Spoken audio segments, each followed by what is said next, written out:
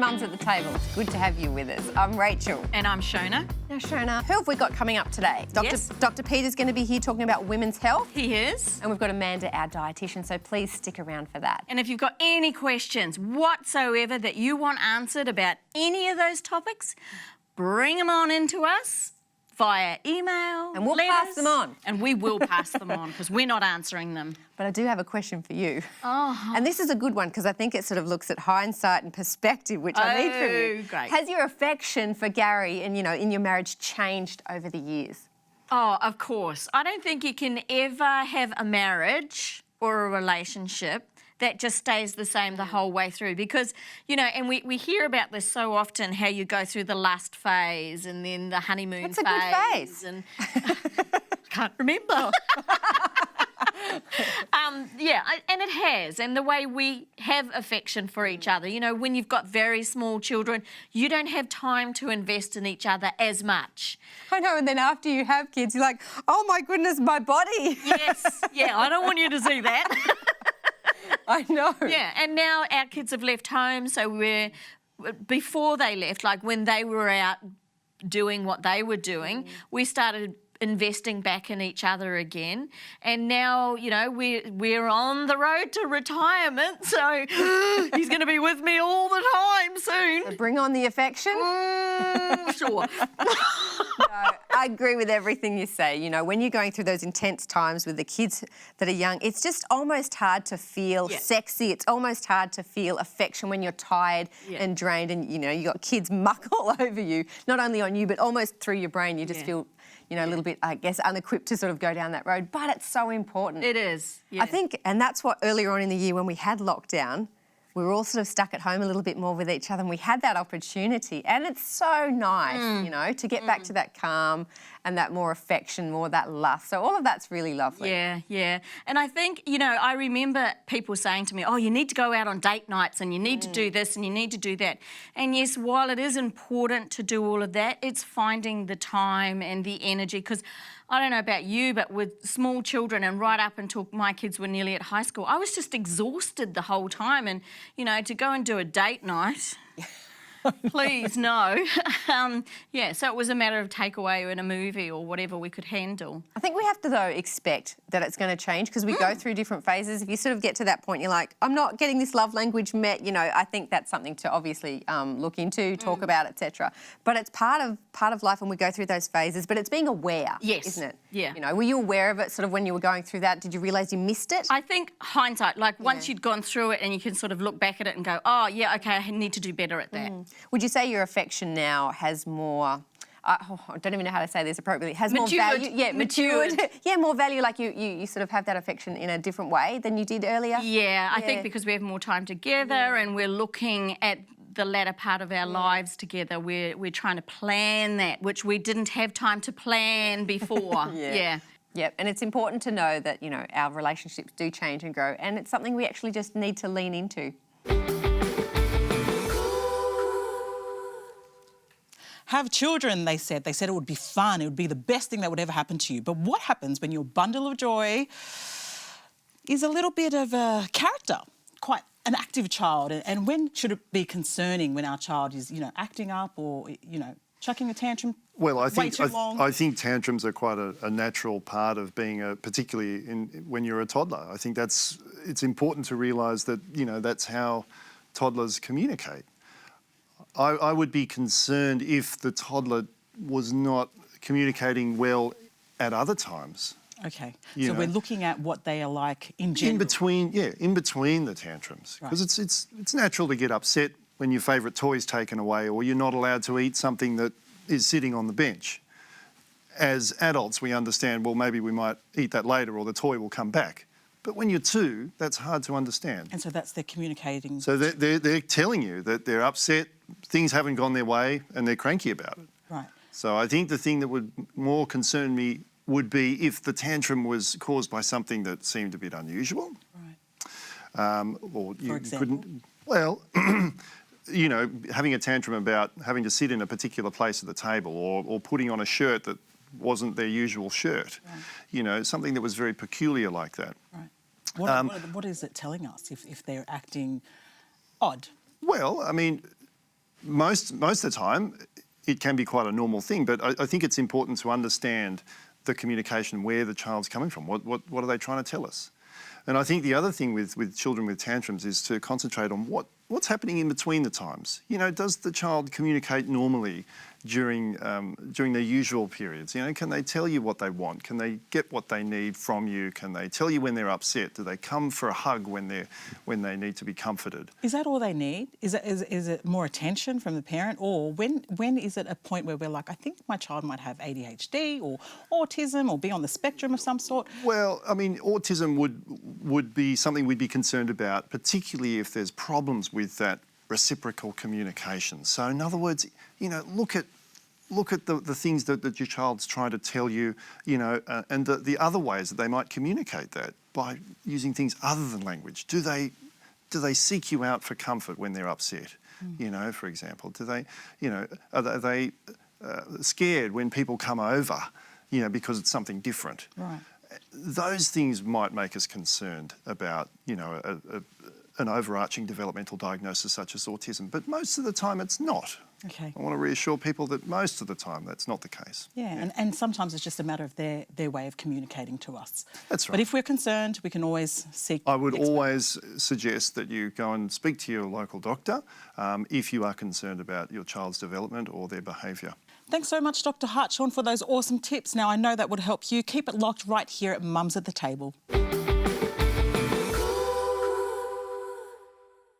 Can my child eat the same food every day? This is questions we're getting from the viewers. And we have our nutritionist and dietitian here, Amanda. Hi, Amanda. Hi, Gia. I can't answer that question, but she can definitely open this up for us and talk to us about it. So can our children eat the same food every single day? Yeah, well, it's a great question. And I guess the short answer is that we know that having a varied diet is good for our health. But it does depend on what the food is that your child wants to eat every day and how much of it they're eating as well. Okay, that's a good point. The other thing is that it's really common for young children in particular to want to eat the same food every day, to have a favourite food. Yes. Yeah, so first of all, what is a healthy varied diet and what are the benefits of this? So the Australian Dietary Guidelines recommend that we eat a wide variety of nutritious foods from all of the 5 food groups. So have a look at what your child's eating over the course of the whole day. Right. Are they having lots of different coloured fruit and veggies and beans? Are they having a variety of grains and cereals? And are they mostly whole grains? So bread, pasta, rice, that sort of thing. Are they getting some protein as well? So plant sources are nuts, legumes, beans and tofu. Animal sources would be eggs, chicken, meat or fish. And do they get some calcium in their diet as well? So from dairy or dairy alternatives. Okay. So what if you're like my son and you want to eat the same breakfast every single day?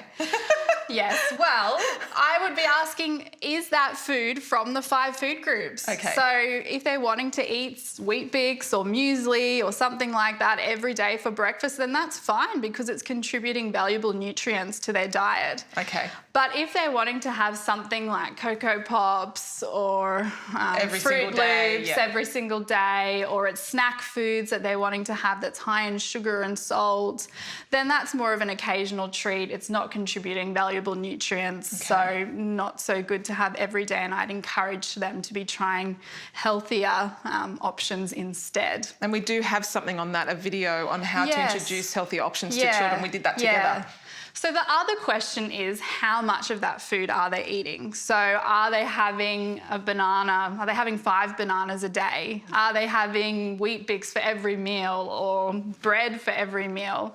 Or are they just having 1 banana a day? So if it's just once a day, then that's fine.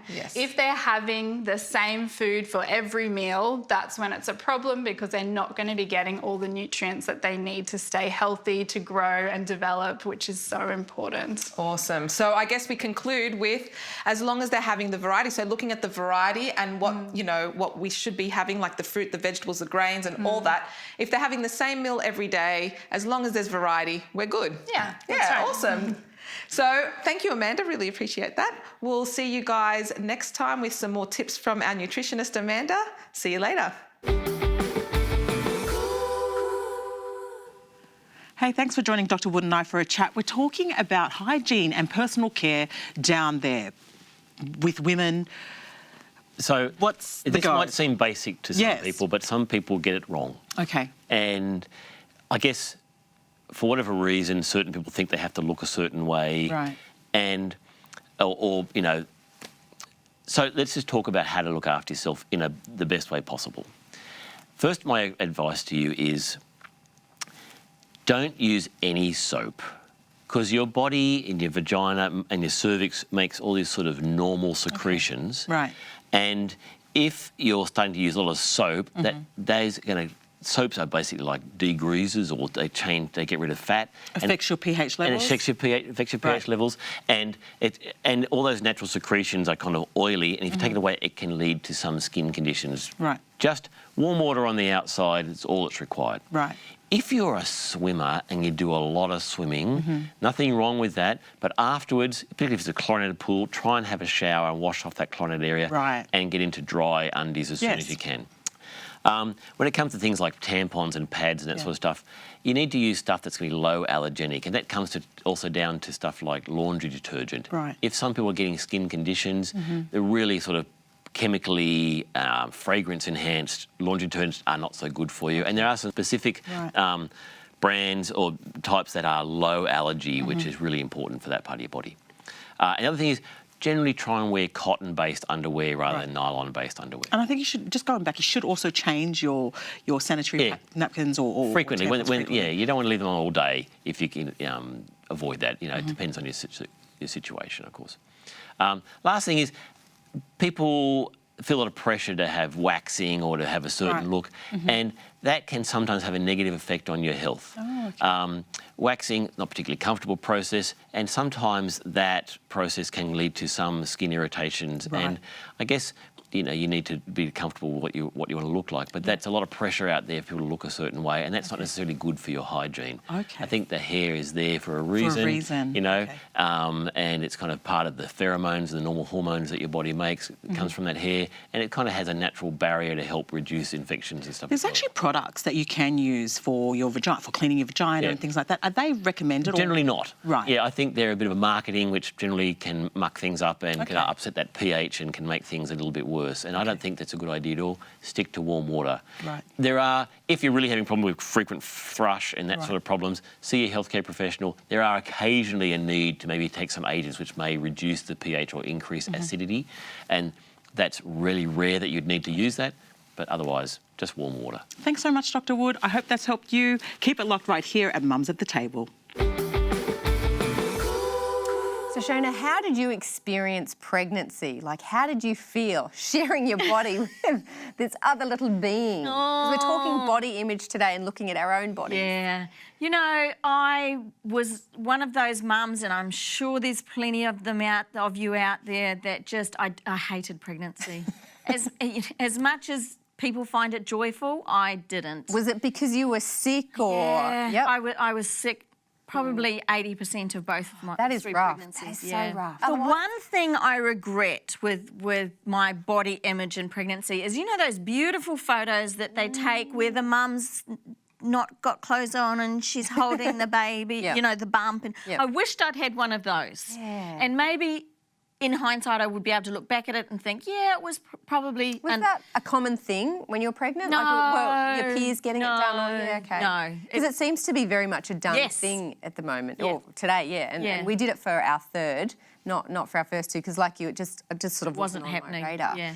But look, I'm the same as Shona. I really didn't like pregnancy. Especially my first one. I put on 30 kilos. So I was huge. It was hard to drive. It was hard to walk. There was no hope of taking care of anything below. So I just felt off. Yeah. Isn't it sad, though, that we have those really bad, or not bad, but negative body images of that time when it's supposed to be such a joyous time? And I know for you it was hard conceiving children, and so you know, so you don't want to take it for granted. No, and at a time that we should be thankful and, you know, handing it over to God and saying, you know, thank you for this, putting this child inside of me, and, you know, please be there to protect it and look after it. Yeah. We're sort of going, this is a blobby time. Yeah. Oh, look, and it is. And there's not a day that went by that I didn't thank God for that, because I knew the end goal, I knew the end picture. But going through that wasn't fun. And I know there's mums out there that love it though. Yes. They relish in it. They do it again over and over again. But some of us sort of have that more awkward experience. And look, for all the complaining that I've done and for all the bagging out of pregnancy, Shona is dead set right. It is an absolute gift from God and it is beautiful. And I don't regret it at all. No regrets. No regrets. No regrets. That's it from us today. It has been great to have you with us. We will be back next week with some more topics here on Mums at the Table. Bye for now. Bye.